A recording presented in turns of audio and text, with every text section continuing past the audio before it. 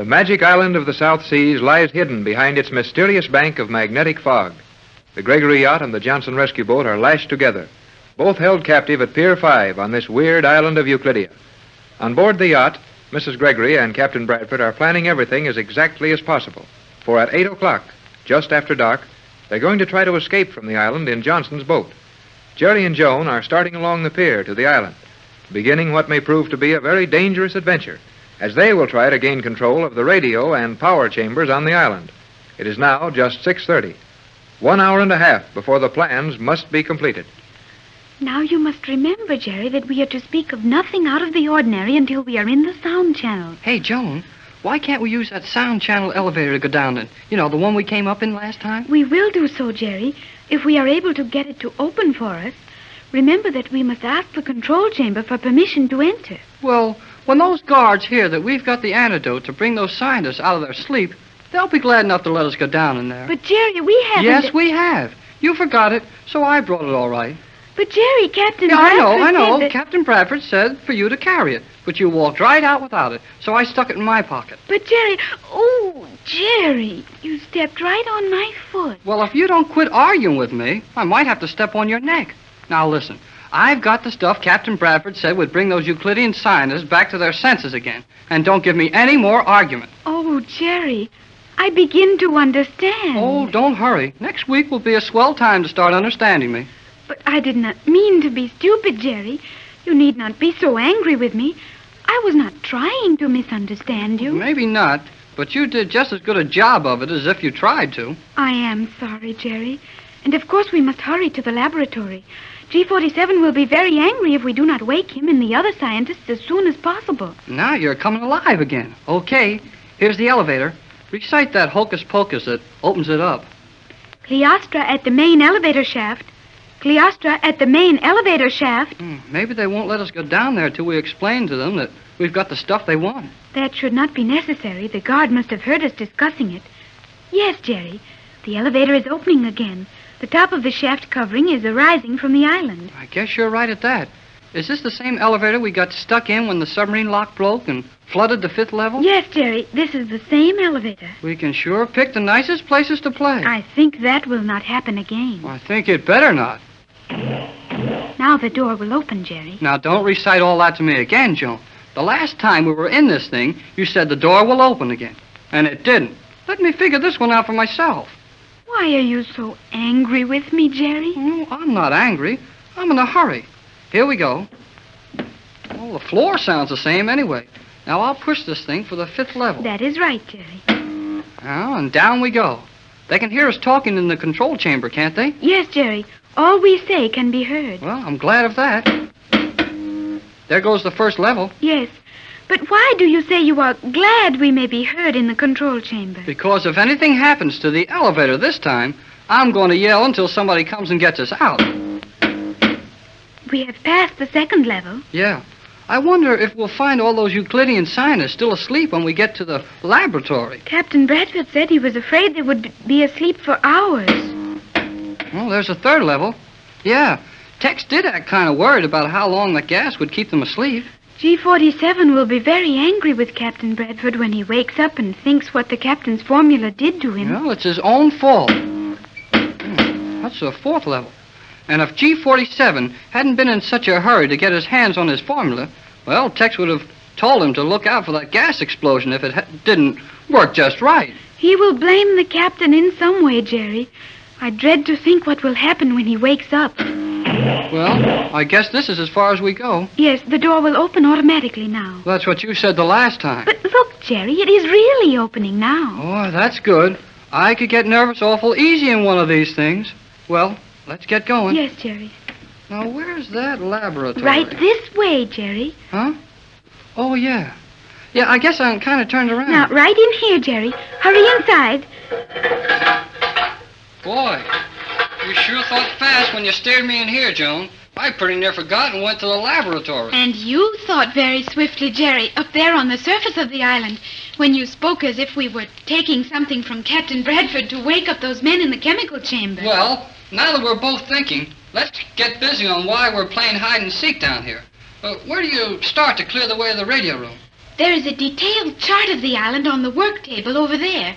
I will point out the strategic points. Okay, but let's get in some corner of the room where our voices don't sound like we're hollering down a well. Come with me.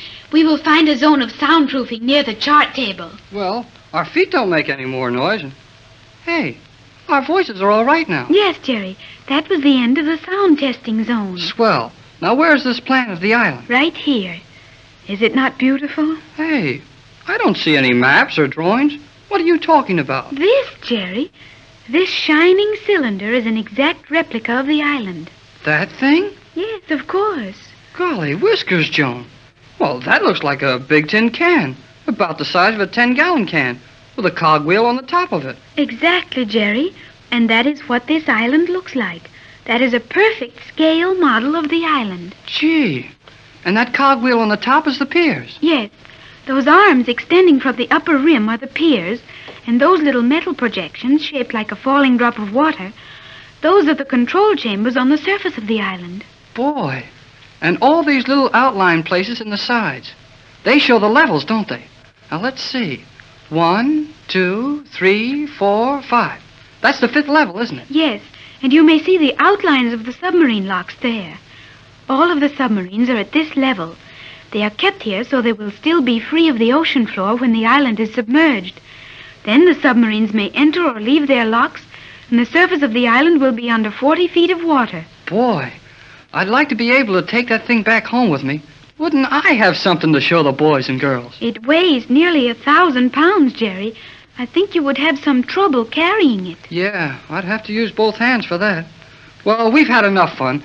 Now, where's a picture of the insides of this funny island? We've got to make our plans and move fast. Somebody's coming to investigate us if we don't hurry it up. You may see the inside of the island with this model, Jerry. Huh?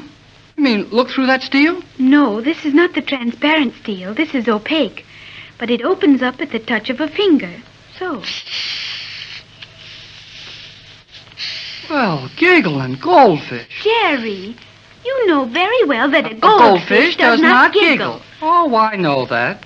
But I'll bet he would if he could see this. Look, Joan, the whole thing is opened up. Each level just slides out to the side as if there were little shells. Is it not wonderful, Jerry? Sure is, Joan. It's about the most wonderful thing like that I ever saw. Gee, look. Look, there's a little submarine in the locks. And there is the chemical laboratory where the chemists are all asleep. Oh, yeah. And we're near asleep here.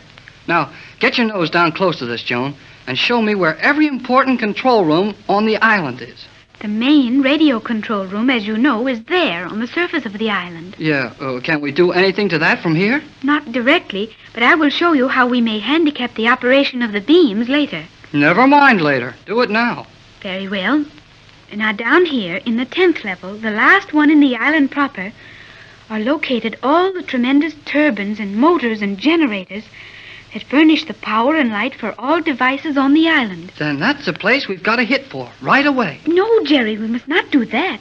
That would spoil all our plans. Well, I don't see how. If we can get to that machinery, we can shut off their power, can't we? We could not get into the power chambers. Even the men who work there are locked in. Then they are relieved at intervals by an armed guard who lock a new group of men in there. And anyone other than the workmen assigned to that section who even appeared on that level would be punished severely and given no chance to explain. Gosh, that doesn't sound so good. But we do not want to go into that section, Jerry. No? Why don't we? Because if we could shut off the power down there, we would never get out of the island. Every door and elevator would lock automatically and remain sealed until the repairs were completed. Have you forgotten our experience in the elevator? Were we not locked in there? Yeah. This begins to look not so easy, Joan. Oh, do not lose heart, Jerry. Even if we could do all that safely, we would not want to. As we must have the power in the radio chamber when we are ready to send the message to Johnson. And we would be defeating our own purpose if we cut off the power. Well, then what can we do that's any good? Look into that little chamber, Jerry. The solid round one directly beneath the radio chamber.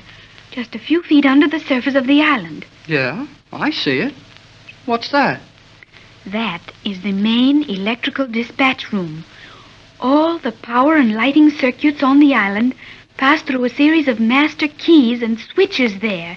And we can nearly control the whole island if we can take over that room. But can we take it over? It will require courage, Jerry, and what you call a lot of luck. But I think we may hope to do it. Well, you know your way around here and up there better than I do. What's the plan? We must go into the radio control chamber, directly above that one, and overcome the guards. Then repeat the procedure in the room below. How many guards? There will be only 2 in the upper chamber, I think, and 1 in the lower. Well, that doesn't sound too bad. They've got ray guns, I guess. Yes, powerful ones. Not like these little ones we have, and... Oh, Jerry, I have just thought of something. Huh? Good or bad? Wonderful. It is in this room that the protective paint is kept. There, Jerry, in that round vat. What do you mean, protective paint? The paint which will protect us against the rays for our hands and face. You mean with that paint on our hands and faces, they can't hurt us with their ray guns? Yes, Jerry. We have on Euclidean cloth garments, and with that paint on our hands and faces, the rays will be harmless to us. Well, then let's get into the paint, quick. Someone is in the room. Can they see us? Not yet. We are hidden here. Then work fast. Shoot your ray gun off. I'll fall like you shot me. You tell them you caught me here. But Jerry, Do as I say. I've got an idea. Shoot that gun so I can fall. Quick.